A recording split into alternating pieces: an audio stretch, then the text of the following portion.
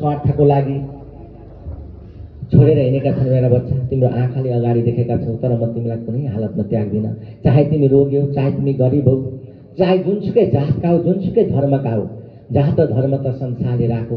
मैले त नर नारी बनाएँ, तँ पनि प्रेमका साथ बनाएँ, आनन्दको साथ बनाएँ, सबै कुरा परिपूर्ण बनाएर बनाएको छु। तिमीमा कुनै कुरा खराब छँदै छैन, कुनै चिजको अभाव छँदै छैन, मात्र तिम्रो सोच विचारको अभाव हो। परमात्मा पिताले भन्नुभएको छ हो। आज पक्का पनि आज हाम्रो सोच विचारकै अभावले हामी त्यो शैतानको पासोमा परेका थियौँ होइन। अनि गलत सङ्गत, गलत खानपान अनि गलत ठाउँमा हामी जब हिँड्यौँ, पाइला टेक्यौँ, त शैतानको योजना हामीलाई नष्ट पार्नु थियो। कयौँलाई ईश्वर नचिनेरै नष्ट पार्यो, त कतिलाई ईश्वर चिनेपछि पनि नष्ट पार्यो। किनभने शैतानको बुद्धिमा हिँडेर, शैतानको पासोमा परेर। त आज परमात्मा पिताले भन्नुभएको छ, जबदेखि तिमीले ममा मन लगायौ मेरा बच्चा, अब तँबाट त्यो शैतानलाई तिमीले किल्चिने योग्य र मेरो महिमालाई देख्ने योग्य मैले तिमीलाई बनाइसकेको छु। ढुक्क हौ, आजबाट तिमी मेरा सन्तान हौ, तिमी शक्तिशाली सन्तान हौ। तिमीमा कुनै खराबी चिज रहनै सक्दैन, कुनै खराबी तत्त्वले तिमीलाई आक्रमण गर्नै सक्दैन। यदि आक्रमण गरे तापनि त्यो 9 दिनसम्म रहला, 10 दिनसम्म रहला, तर 11औं दिनका दिन तिमीले त्यसलाई नष्ट पार्नेछौ। किनभने त्यो शक्ति र सामर्थ्य मैले आज तिमीलाई दिएका छु। तिमी त मेरा साथका होइनौ, स्वर्गका राजकुमार राजकुमारी हौ। सम्पूर्ण अधिकार मैले तिमीलाई दिएको छु। वचन बोल, शैतानी आत्मा तिम्रो जीवनबाट हटिसक्यो। परमात्माले वचन बोल्नुभएको छ। त आज त्यस्तै मेरो जीवनमा पनि परमात्माले होइन काया पलट गरेर दिनुभएको छ।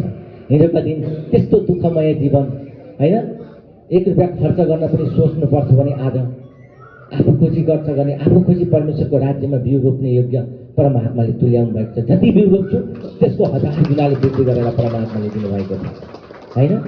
यस्तो गवाई परमात्माले। हिजोको दिन बाटो भत्कियो, कति तर्स मैले यहाँ आएर एकदम ठुलो रकममा त्यो पसल सटरले सबैले भन्थे त्यहाँ त मान्छे को जान्छ र, त 1 गतेबाट भाडा लाग्ने। मैले अस्तिकै 3-4 दिन भयो होइन पसल राखेर अरू धुपबाती कारेर उद्घाटन गर्छन्। मैले परमेश्वरलाई आत्मामा विराजमान गराएर जुन दिनदेखि मैले पसल सारेँ उसै दिनबाट धमाधम बिक्री गर्ने योग्य परमात्माले तुल्याइदिनु भयो।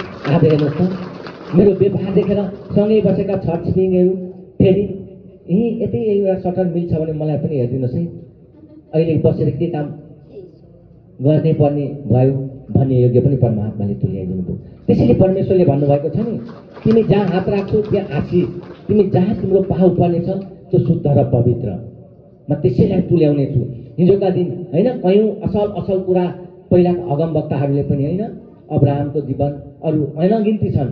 कुन ठाउँ रोज्छस् भन्दा कतिले असल असल जमिनहरू रोजेका थिए, तर ईश्वरको आत्माद्वारा चल्नेले के गर्नुभयो, आफ्नो दाजुभाइले छोडेको ठाउँ जब रोजेका थिए त्यसमा पनि परमेश्वरको आशिष परेर आज त्यो असल रोज्नेको भन्दा पनि अनगिन्ती आशिष चाहिँ परमात्माले त्यो छोडेको रोज्नेलाई दिनुभएको थियो होइन।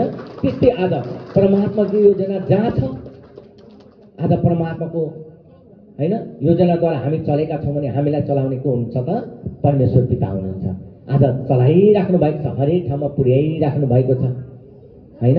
ईश्वरको योजना यति ठुलो महिमा परमात्माले दिनुभएको छ। जसले बुझ्नु भएको छ, जसले ईश्वरलाई चिन्नु भएको छ, नजिक आएर उहाँको जीवन कहिले पनि दुःखको जीवनमा बित्नै सक्दैन। यो चाहिँ म ठोक्का दिन्छु, किनभने बाहिर बाहिर परमेश्वर, भित्र चाहिँ अर्कै छ भने त्यो झन् तहस नहसको जिन्दगी हुन्छ।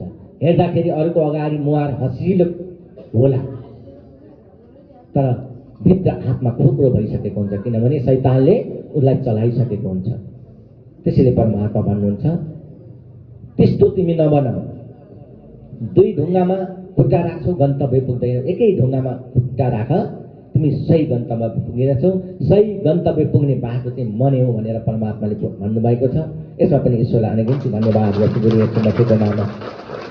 अस्तिको दिन म बुटोल गएको थिएँ होइन, फुलबारी शाखा फेलोसिप। त योजना परमेश्वरको राति टिकटक हाम्रो एलसी ठकुरी सर हुनुहुँदो रहेछ होइन। अब उहाँ त गिफ्टर होइन, गिफ्ट मात्रै हानेर बस्नुहुन्थ्यो, त ईश्वरको महिमा सुनिराख्नुहुन्थ्यो, हरेक समय आउनुहुन्थ्यो। त हामी जब त्यस शाखामा उत्रियौँ, उहाँले वाच गरिराख्नु भएको रहेछ होइन। मैले लाइभ हालेर गएको थिएँ, त उहाँ ओर्लिने साथ उहाँ पछ्याउँदै आउनुभयो होइन। खानाको व्यवस्था तब जानुभयो, अनि उहाँले उ गरेर लानुभयो। अनि हजुर हेटौँडाको प्रमुख होइन, हजुरको म एकदम ठुलो फ्यान।